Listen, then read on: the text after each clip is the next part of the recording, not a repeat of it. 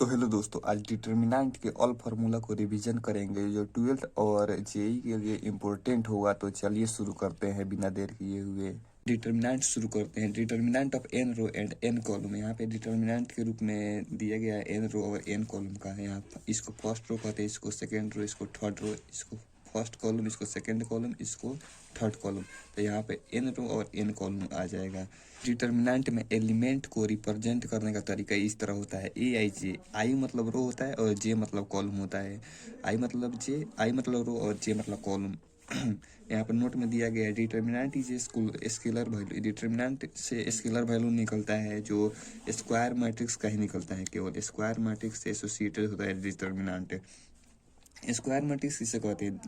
जिस डिटर्मिनेंट का number of रो और नंबर ऑफ कॉलम बराबर होता है उसे स्क्वायर मैट्रिक्स कहते हैं। एम इक्वल टू एन मतलब रो इक्वल टू कॉलम। तो डिटर्मिनेंट कैसे निकालते हैं उसको देखते हैं। ऑर्डर 2 का डिटर्मिनेंट कैसे निकालते हैं? तो इसको मेन डायगोनल कहते हैं, इसको सेकेंडरी डायगोनल कहते हैं। तो मेन डायगोनल को गुना करके सेकेंडरी डायगोनल गुना कर घटा देते हैं। जैसे में A1 1 A2 2 गुना कर दिए, माइनस कर देंगे सेकेंडरी डायगोनल को। ऑर्डर 2 का डिटर्मिनेंट निकल सकता है।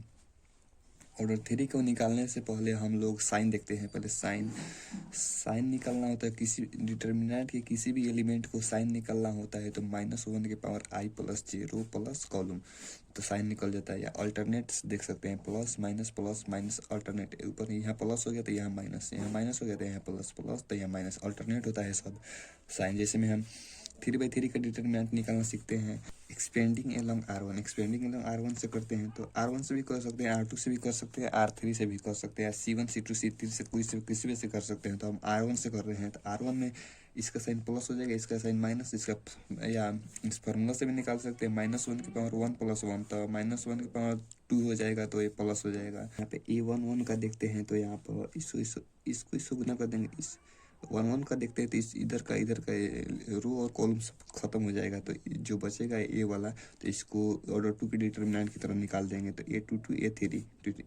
A3 गुना ये है। उसके बाद A32 इंटू A23 इसको घटा देंगे गुना करके। फर्स्ट रो वन का फर्स्ट एलिमेंट निकल गया। तो रो 2 के सेकेंड एलिमेंट निकलना होगा तो इसका साइन निगेटिव होता है। निगेटिव -1 के पावर 1 + 2 तो 3 हो जाएगा। तो -1 के पावर 3 निगेटिव आएगा तो निगेटिव A12। इसको भी इधर और इधर का पूरा खत्म कर देंगे। तो इसको इसमें गुना और इसको तो हम लिख दिए यहाँ पे A12 और इधर इसका यहाँ पर और इधर इसका भी इसी तरह निकाल देते हैं। तो यहाँ पे अब माइनर और कोफैक्टर होता है तो माइनर निकालना चाहते हैं A12 का, तो इधर का पूरा खत्म कर देंगे और जो बचता है उसी का डिटर्मिनेंट निकालेंगे तो वो माइनर निकल जाता है। जैसे में A12 का निकालना चाहेंगे तो केवल ए वाला ही माइनर होता है। A13 का केवल ए वाला ही माइनर होता है। A11 का केवल ए वाला ही माइनर होता है। कोफैक्टर निकालना होगा तो कोफैक्टर में केवल माइनर में साइन, कोफैक्टर में केवल साइन एक्स्ट्रा ऐड हो जाता है। जैसे में देखिए यहाँ पर -1 की पावर आई प्लस जे इंटू माइनर आई जे हो जाता है। तो है ना, माइनस केवल साइन आ जाता है इसमें में ओनली साइन और चेंज। अल्टरनेट साइन आता है जिसमें इस तरह आता था उसी तरह इसमें भी जाएगा। ये एक फार्मूला होता है ad A into adjoint of A या adjoint of A into A equal to एक डिटर्मिनेंट इंटू आई। ये फार्मूला होता है, यूज हो सकता है ना। Properties of minor and cofactor का 2 प्रॉपर्टीज होता है, उसको देख लेते हैं। ये भी इंपॉर्टेंट होता है। Sum of product of element of any row, किसी रो या कॉलम के एलिमेंट, किसी रो या कॉलम के एलिमेंट एंड उसके कोरस्पॉन्डिंग कोफैक्टर, उसी रो या कॉलम के कोफैक्टर को गुना करेंगे ना, और गुना करके उसको सम करेंगे तो वो डिटर्मिनेंट के बराबर हो जाता है। जैसे मैं यहाँ पर A11 गुना AC1 इसी के कोफैक्टर से, A12 इंटू C12 इसी के कोफैक्टर, A13 इंटू C13, तो ये डिटर्मिनेंट के बराबर आ जाता है। अगर कोफैक्टर से गुना कर रहे हैं तो प्लस आ रहा है तो माइनस निगेटिव आ जाएगा, जहाँ पर अल्टरनेट साइन की तरह भी निगेटिव आ जाएगा। यहाँ पर इसको रो 2 से भी कर सकते हैं, रो 3 से भी इसी प्रकार कर सकते हैं। और यहाँ पर कोरस्पॉन्डिंग कोफैक्टर से गुना कर रहे हैं तो डिटर्मिनेंट के बराबर आ रहा है। और यहाँ पर किसी रो या कॉलम को किसी दूसरे कोफैक्टर से मल्टीप्लाई करेंगे with cofactor of any other, किसी दूसरे कोफैक्टर से मल्टीप्लाई करेंगे तो उसका सम 0 के बराबर आ जाता है। गुना करते हैं तो उसका सम 0 के बराबर आ जाता है।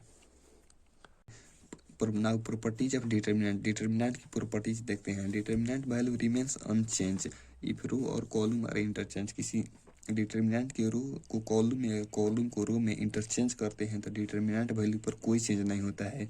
जैसे मैं यहाँ पर पहला रो को उठा के कॉलम में कर दिए, दूसरा रो को उठा कर दूसरा कॉलम में कर दिए, तीसरा रो को उठा कर तीसरा कॉलम में कर दिए, तो डिटर्मिनेंट वैल्यू पर कोई परिवर्तन नहीं होता है। और इस प्रक्रिया को क्या कहा जाता है? Transpose of matrix, transpose of determinant कहते हैं, ट्रांसपोज ऑफ डिटर्मिनेंट। इसका डिटर्मिनेंट डेल्टा है तो इसका डिटर्मिनेंट डी टी, मतलब ट्रांसपोज ऑफ डिटर्मिनेंट। प्रॉपर्टी, दूसरा प्रॉपर्टीज देखते हैं डिटर्मिनेंट के, किसी यानी टू रो और कॉलम, यानी टू रो किसी डिटर्मिनेंट के टू रो और टू कॉलम को इंटरचेंज करते हैं एक दूसरे के साथ, तो साइन ऑफ डिटर्मिनेंट चेंजेज हो जाता है। जैसे मैं किसी भी डिटर्मिनेंट का पहला रो को दूसरा रो लगे और दूसरा रो को पहला रो लगे, मतलब किसी टू रो और टू कॉलम को इंटरचेंज करते हैं तो डिटर्मिनेंट वैल्यू में केवल साइन चेंज आ जाता है। यदि ऑड नंबर ऑफ इंटरचेंज करेंगे, ऑड नंबर ऑफ इंटरचेंज तो निगेटिव साइन आ जाता है, और इवन नंबर ऑफ इंटरचेंज करेंगे तो माइनस माइनस मिलकर प्लस हो जाता है, तो उसका साइन पर कोई फर्क वैल्यू ऑफ रिमेन्स सेम, मतलब determinant value minus minus plus हो जाएगा तो सेम हो जाएगा determinant value. Odd number of interchange करेंगे तो निगेटिव साइन आ जाएगा।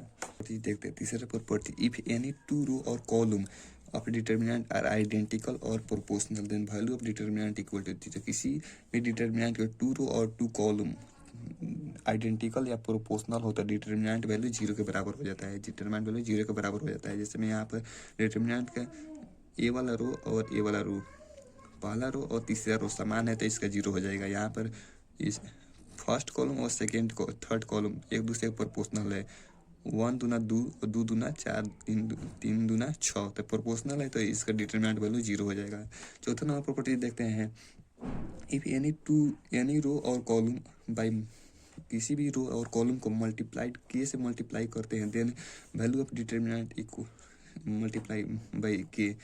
किसी भी रो और कॉलम को, किसी एक रो या कॉलम को के से मल्टीप्लाई करेंगे तो डिटर्मिनेंट वैल्यू भी के से मल्टीप्लाई हो जाता है। जैसे मैं यहाँ पे फर्स्ट रो को के से मल्टीप्लाई कर दिए तो यहाँ पे डिटर्मिनेंट वैल्यू के पहले किया जाएगा। अकॉर्डिंग टू इस प्रॉपर्टीज के अनुसार इसमें से कॉमन भी ले सकते हैं। जैसे मैं यहाँ के दिया है तो इसको कॉमन लेंगे तो के बाहर आ जाएगा, तो कॉमन भी इसी प्रॉपर्टी से लिया जा सकता है। A number of also common from the row और कॉलम। पांचवा प्रॉपर्टी देखते हैं, कोई डिटर्मिनेंट में किसी रो और कॉलम, किसी डिटर्मिनेंट में कोई रो या कॉलम सम के रूप में दो या दो से टर्म लिखा गया है तो उसको सेपरेट कर सकते हैं दो डिटर्मिनेंट में। जैसे मैं यहाँ पर पहला रो दो गो एलिमेंट के साथ है, दो गो टर्म के साथ ऐड किया गया है तो इसको अलग अलग कर सकते हैं। जैसे में A1 B1 C1 एक डिटर्मिनेंट में आ जाएगा, एक्स वाई जेड एक डिटर्मिनेंट में आ जाएगा और नीचे वाला दोनों में समान रहेगा। दो अलग अलग डिटर्मिनेंट में बांट सकते हैं, डिटर्मिनेंट के वैल्यू पर कोई फर्क नहीं पड़ेगा। सिक्स नंबर प्रॉपर्टी देखते हैं, the value of determinant is not change adding और subtracting multiple of any row और कॉलम। जैसे में आप बनाए होंगे तो इस तरह का किए होंगे। जैसे में R1 को हम R1 में के इंटू कुछ दूसरे रो से मल्टीप्लाई करके, कांस्टेंट से मल्टीप्लाई करके जोड़ देते हैं, उसके बाद लगा देते हैं प्रॉपर्टी, कॉलम में भी लगा देते हैं। C1 में C1 प्लस के C2 कुछ भी से गुना कर देते हैं तो डिटर्मिनेंट वैल्यू पर कोई परिवर्तन नहीं होता है। इस प्रॉपर्टी से डिटर्मिनेंट आसान ही हो जाता है। नाउ सातवां नंबर प्रॉपर्टी देखते हैं, इफ ईच एलिमेंट ऑफ किसी रो और कॉलम के सभी एलिमेंट जीरो हो जाए तो डिटर्मिनेंट वैल्यू ऑल्सो भी जीरो हो जाता है। जैसे में पहला रो जीरो हो गया तो जीरो हो जाएगा, दूसरा रो भी जीरो हो जाएगा, ऑल एलिमेंट तो जीरो हो जाएगा। R1 all element as zero तो then determinant value is zero.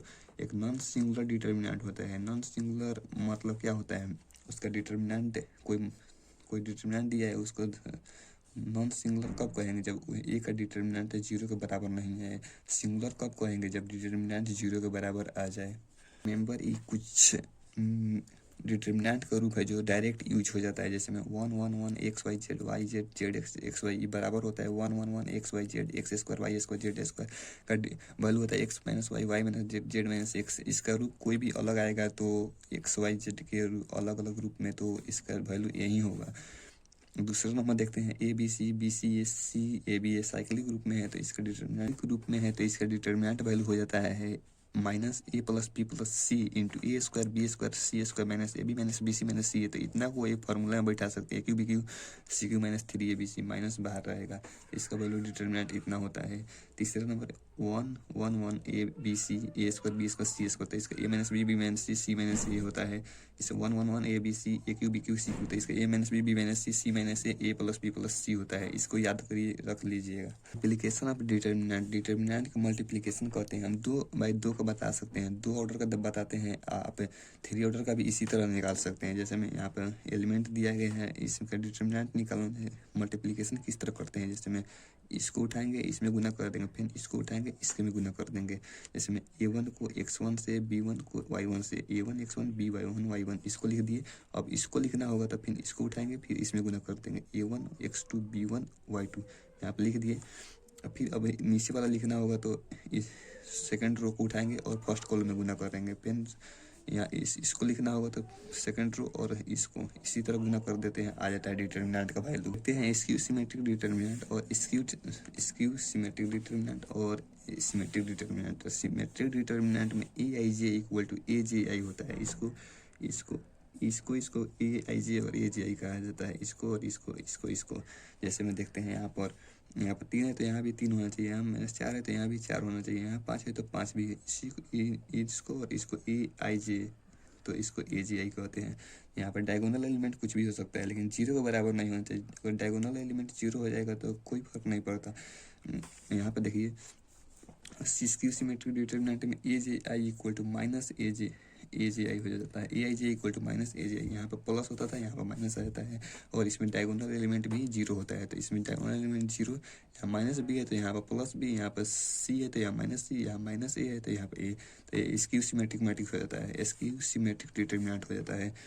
Skew सिमेट्रिक्स odd order का डिटर्मिनेंट 0 के बराबर होता है। अगर ऑर्डर रहेगा तो उसका डिटर्मिनेंट 0 के बराबर हो जाता है स्क्यू सिमेट्रिक मैट्रिक्स में।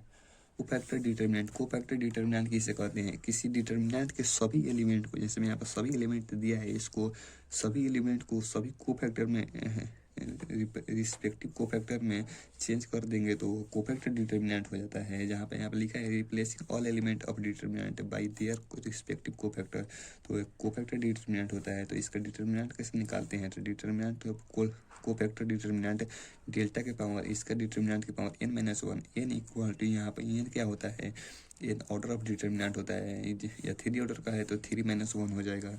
क्रैमर्स रूल्स को देखते हैं। क्रैमर्स रूल्स अगर 3 वेरिएबल का देखते हैं, 2 वेरिएबल, अगर 3 वेरिएबल जिस तरह निकल रहा है उस तरह भी 2 वेरिएबल का निकल जाता है। तो आप 3 वेरिएबल को हम बता देते हैं। 2 वेरिएबल का तो बहुत फॉर्मूला है।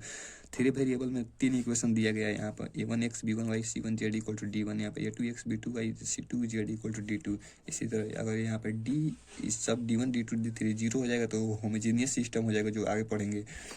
यहाँ बताते हैं, जैसे मैं यूजिंग क्रैमर्स रूल से हम x का वैल्यू कैसे निकालेंगे, dx अपन d, y का वैल्यू dy अपन d, z का वैल्यू dz अपन d। तो d यहाँ पे क्या होता है, d होता है यहाँ पर x y z का कोफिशिएंट।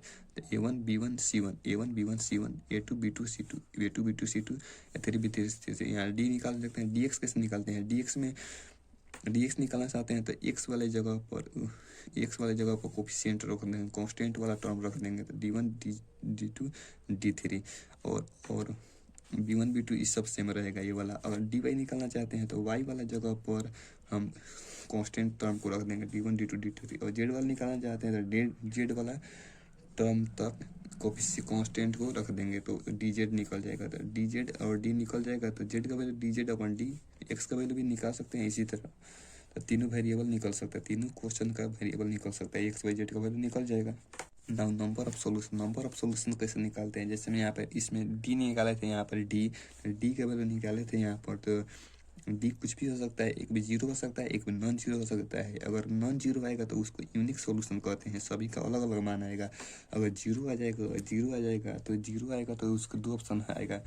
0 आएगा कब, अगर dx dy dz equal to 0 आ जाए, या dx by dy dz 0 हो जाएगा तो इसमें इनफाइनाइट सॉल्यूशन आएगा।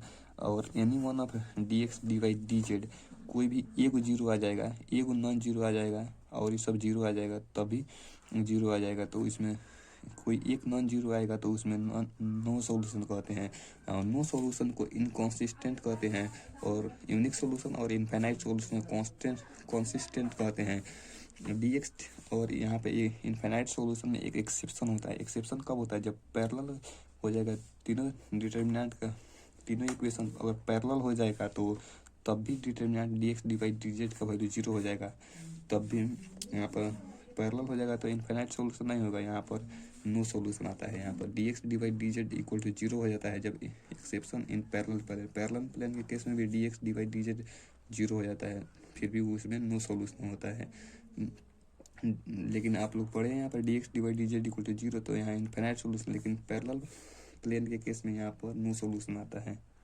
Homogeneous system of equation, Cramer rule आपको बताए थे d1 d2 d3 अगर जीरो हो जाएगा तो उसको ही होमोजीनियस सिस्टम ऑफ इक्वेशन कहते हैं। यहाँ पे 3 इक्वेशन के दिया गया है, तो यहाँ पे x का वैल्यू जीरो हो जाएगा, y का वैल्यू जीरो हो जाएगा, z का वैल्यू भी जीरो हो जाएगा, क्योंकि dx का वैल्यू जीरो आएगा, यहाँ पे d का वैल्यू तो जीरो नहीं आएगा। dx का वैल्यू यहाँ पर निकालना चाहेंगे तो x की जगह पर कांस्टेंट टर्म को रखेंगे, तो किसी डिटर्मिनेंट के कोई भी कॉलम या रो जीरो हो जाए तो उसका डिटर्मिनेंट वैल्यू जीरो हो जाता है। dx का वैल्यू जीरो, dy का वैल्यू, यहाँ पे dx का वैल्यू जीरो हो गया तो dx अपन d, तो जीरो अपन d तो जीरो के बराबर हो जाएगा। y का वैल्यू भी y में जीरो जीरो रखेंगे तो y में भी कांस्टेंट टर्म रखेंगे इसको, तो जीरो के डिटर्मिनेंट के बराबर आएगा। dz में भी जीरो का जीरो आएगा, तो यहाँ पर z का वैल्यू भी जीरो, एक y का वैल्यू भी जीरो और x का वैल्यू भी जीरो आएगा। तो यहाँ d का, लेकिन d का value a1 b1 c1 d का value zero not necessary equal to zero, zero हो भी सकता है और नहीं भी हो सकता है। d का वैल्यू जीरो के बराबर आ जाएगा तो इनफाइनाइट सॉल्यूशन आएगा। होमोजीनियस इक्वेशन में पढ़ रहे हैं, क्रैमर रूल में है, d का वैल्यू जीरो आ जाएगा तो इनफाइनाइट सॉल्यूशन, d का वैल्यू नॉन जीरो आ जाएगा तो यूनिक सॉल्यूशन होता है। यूनिक सॉल्यूशन को ट्रिवियल सॉल्यूशन कहते हैं होमोजीनियस इक्वेशन में, इनफाइनाइट सॉल्यूशन को नॉन ट्रिवियल सॉल्यूशन कहते हैं। d का वैल्यू यहाँ पर नॉन जीरो तो यूनिक, और d इक्वल टू जीरो तो इनफाइनाइट, इनफाइनाइट को नॉन ट्रिवियल और यूनिक को ट्रिवियल सॉल्यूशन कहते हैं। Now determinant with geometry, geometry के साथ डिटर्मिनेंट को सॉल्व कैसे करते हैं? जैसे मैं यहाँ पे इन प्लेन दिया गया है, प्लेन में अगर 3 कोऑर्डिनेट दिया गया है तो 3 कोऑर्डिनेट से ट्रायंगल बनेगा, तो ट्रायंगल का एरिया कैसे निकालते हैं? तो 1/2 एक्स, यहाँ पे x1 y1 into x2 y2 x3 y3, तो यहाँ पर रख दिए, लास्ट में अपने से 1 1 रख देते हैं, उसका डिटर्मिनेंट निकाल देते हैं, 1/2 गुना भी कर सकते हैं और एरिया निकल जाता है ट्रायंगल का। और विभिन्न पॉइंट और तीनों कोलिनियर, कोलिनियर का मतलब कहते एक ही लाइन पर तीनों पॉइंट आ जाएगा तो कोलिनियर आ जाता है, तो इसका वैल्यू जीरो के बराबर आ जाता है। तो x1 y1 x2 y2 x3 y3 1 1 1 इसका वैल्यू जीरो के बराबर आ जाता है, तो कोलिनियर हो जाता है। मिलते हैं नेक्स्ट वीडियो में, थैंक यू।